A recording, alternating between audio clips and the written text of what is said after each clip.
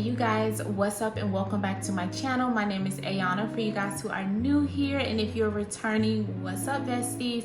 So on this channel we talk all about candle making. So in today's video I wanted to give you guys the differences between 100% pure soy wax and coconut apricot cream wax. The reason I'm doing these two waxes is because I was sent these waxes in collaboration with General Wax, and so I wanted to put them to the test. Now, both of these waxes I've had trying out before, but it's been over a year since I've used these waxes because I use virgin coconut soy wax, which I know has a lot of similarities and characteristics to coconut apricot cream wax. So I'm very, very excited to see how it performs. I did want to go ahead and give you guys just some general characteristics on each of these waxes, so it kind of puts you in the mind of how well they both perform. Candle making has different aspects of it that make it important, but I truly believe, this is just my opinion, that your wax literally is so important. It's the whole reason why you're gonna get a well-performing candle. Obviously your fragrance oil, your wick, your vessel, all that are key components as well, but the most important is going to be your wax. So I think it's very important, instead of just choosing what's most popular, definitely make sure you do your research to find out what's going to be the best wax that's going to stand behind the mission statement of your business. So I did want to give you guys a little bit of facts. I do have a lot here, so I'm not going to read all of it, so I'm kind of going to skip around just to give you those basic facts about it. So we're going to start off with coconut apricot cream, and I'm looking down because I'm reading. Y'all already know when I start bringing out facts, I have my computer with me. Okay, so coconut apricot wax is also known as Aceta serica wax. It's bical wax. It's a complex blend of coconut and apricot waxes. It's combined with a very small amount of food grade paraffin and is designed to give a creamy off-white appearance. It's gluten-free, it's toxin-free, it's paraffin-free. This wax can easily handle a 8 to 10% fragrance load, but you can use up to a 12% fragrance load and you'll still be within those limits and you're fine. It's even slow burning with excellent adhesion. It has that bright white color. That is super important too, because once you start adding in the fragrance oils that have like coloring in them, you will realize like if it's already yellow and you add more yellow, it just gets way too yellow, and that's just not a pretty candle. That's why a lot of people use dyes as well to color up that yellowish tint, because it's just not really that pleasing to look at. But you know, it's the performance of the candle. Just some of us prefer a white colored candle. Another thing is coconut apricot wax has 125 to 130 Fahrenheit melting point with an optimal mix and pouring temperature of 190 to 210 Fahrenheit. Easy to use, it's beginner friendly, it contains a heat antioxidant to prevent discoloration, and it has a great hot throw, a great cold throw. So it's skin safe, it's clinically tested and dermatologist reviewed, it's renewable, it's vegan, and it's non-toxic. So that's a little bit of background on coconut apricot cream. And here are some facts about soy wax. Soy candles are made from soybeans, a natural renewable source grown in regions by local farmers. Soy wax has many advantages, like its extended burn time, no unsightly black soot, although there can be some.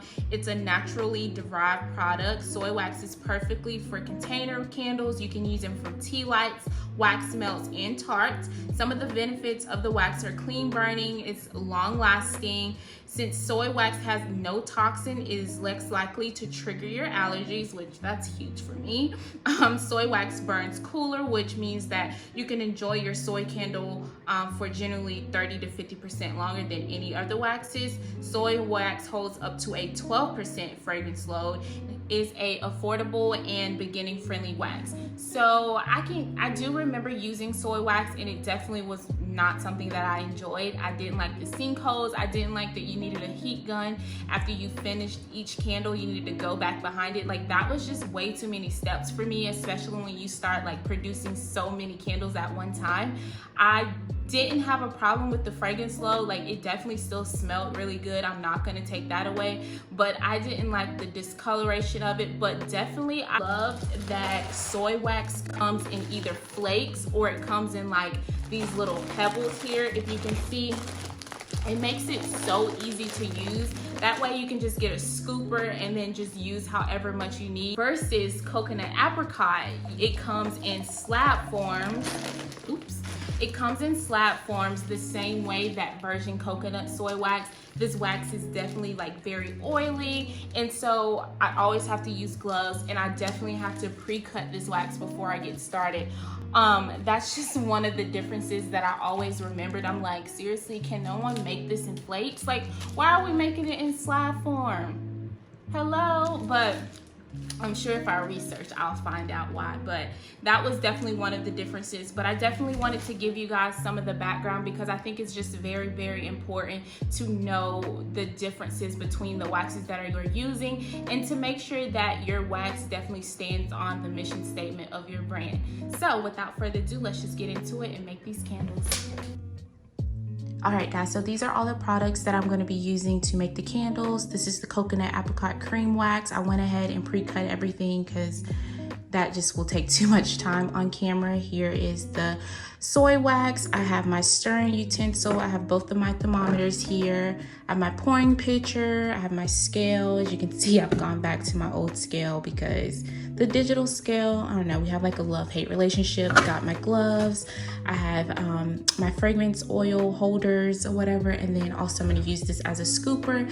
And then I am going to use the double boiler method for these candles today just because I don't want to put all that wax inside of my wax melter and then have to clean it out in between since I'm doing two different waxes. So I'm just gonna go back and do my old-fashioned way. So we can go ahead and actually turn this bad boy on. I'm gonna turn it all the way up because I do like my wax to get to a certain temperature.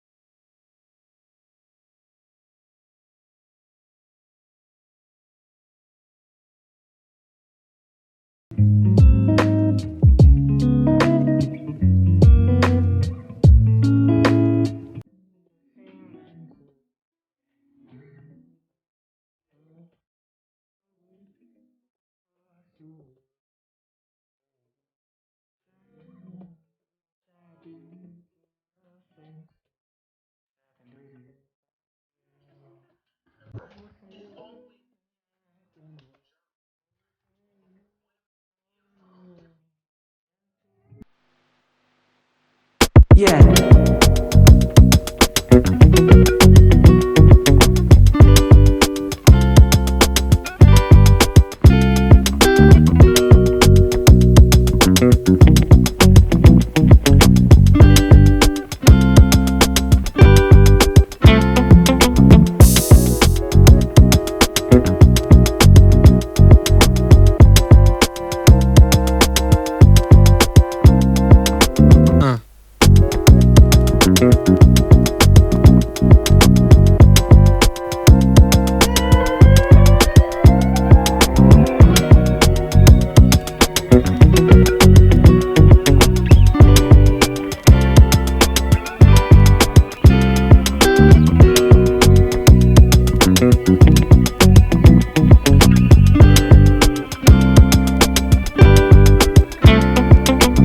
No.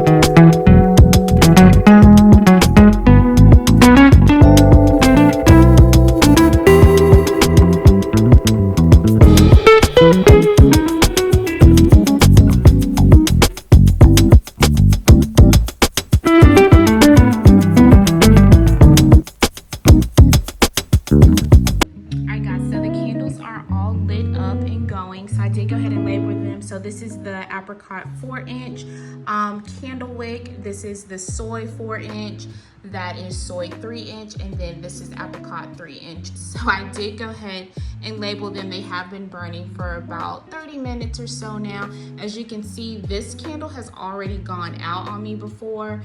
This is the soy with the 4-inch wick, completely drowned. So I'm wondering what happened there. So I'm just gonna go ahead and relight it, and we'll see what happens. So I went ahead and relit the candle, and we're just gonna see what happened. It looks like it's still gonna go out.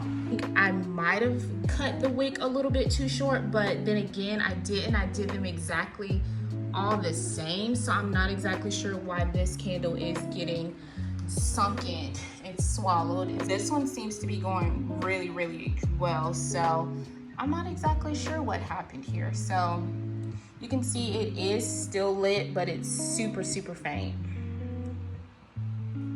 So I don't know if we'll get a real tester out of this guy here. I may blow it out and let it solidify again and then relight it. I don't know. I don't know. But as you can see, every other candle is looking good. All right, y'all, so this is 45 minutes in. This is apricot 4-inch candle wick, and then this is the apricot with the 3-inch candle wick. And then we have our soy with the 3-inch wick, and then soy 4-inch. I'm not gonna relight it just yet because it's still pretty wet there, so I'm just gonna wait. But all the other candles are looking pretty good. This one is burning pretty fast, but I mean, not too much difference from the other two. So I wish this one would have stayed lit because we could have something to compare it to, but that is literally how testing goes. You just really don't know until you test. So I will check back in with you guys probably at the hour mark, just so we can see, and then I'll split them up into different rooms so we can see what the hot throw is for these two scents.